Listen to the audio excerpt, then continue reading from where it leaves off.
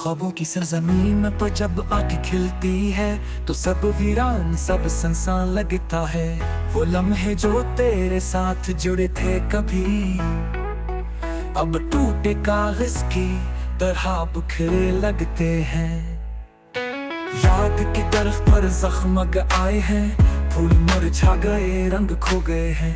तेरे जाने के बाद हर्ष बदली है, पर दिल की धड़कन अभी भी वही कहानी सुनाती है।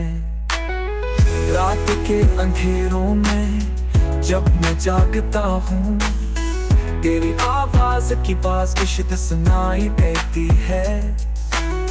चांद की चमक भी तेरी मुस्कान लगती है, सितारे भी बस तेरी आंखों के ख्वाब लगते हैं।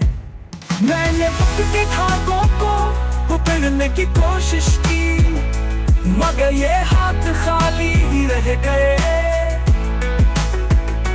याद की जंजीरें जितनी तोड़ने चाहे, उतनी ही आर सख्ती से बंध गए।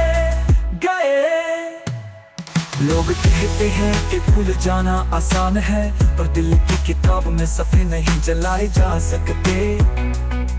प्यार के नक्श कभी मिटाए नहीं जा सकते, ज़ख्म से भी दबाए नहीं जा सकते।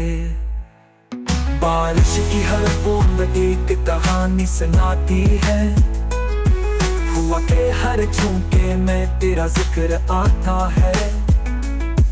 ये दुनिया चाहे लाख बदल जाए, दिल की दुनिया तुझ पे ही रुकी रहती है।